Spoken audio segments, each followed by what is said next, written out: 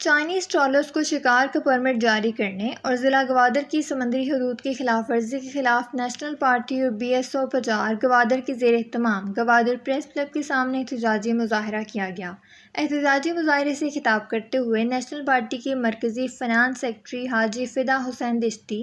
ضلعی صدر فیض نیگوری،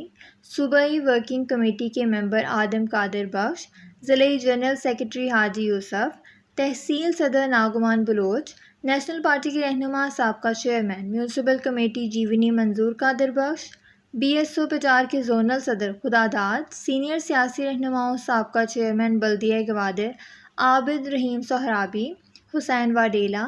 گوادر اور سربندن کے ماہی گیر رہنماؤں خداداد واجو، کوہدہ حمید اسا، حاجی انور، غفور ساجد اور اوماڑہ کے ماہی گیر رہنما محمد نور نے کہا کہ ضلع گوادر کا زرخیز سمندری خطہ پہلے سے ہی سندھ کے ٹرالروں کے رحم و کرم پر تھا۔ اب سونے پہ سہاگا کے مصداق غیر ملکی ٹرالرز کو بھی ضلع گوادر کے سمندری حدود میں شکار کی اجازت دے کر اوماڑہ سے لے کر جیونی تک کے ماہی گیروں کو اضطراب میں مبتلا کر دیا گیا ہے۔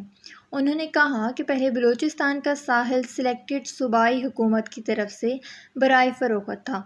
اب وفاقی حکومت اس گنگا میں اسنان کرنے نکلی ہے۔ وفاقی وزیر سمندری امور کا چائنیز ٹرالرز کی ملکی حدود میں موجودگی سے لا علمی ایسا ہے جیسے کبوتر باز کو دیکھ کر اپنی آنکھیں بند کرتا ہے۔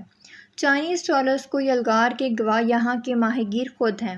انہوں نے کہا کہ گوادر پورٹ کی تعمیر کے لیے مقامی ماہی گیروں نے اپنی زرخیز شکار گاہوں کی قربانی پیش کی ہے، لیکن گوادر پورٹ کی تکمیل اور سی پیک کے آنے کے بعد ماہی گیروں کے دن آج تک نہیں بدلے اور ماہی گیر آئے روز سمندر چھن جانے کے خوف میں مبتلا ہیں۔ چائنیز ٹرالرز کی آمد نے ماہی گیروں اور سیاسی قیادت کے خدشات کو درست ثابت کیا ہے۔ نیشنل پارٹی اور BSO کے احتجاجی مظاہرے میں اوماڑہ، سربندن اور گوادر کے ماہی گیر تنظیموں کے رہنماؤں اور کارکنوں کی بھی بڑی تعداد شریک تھی،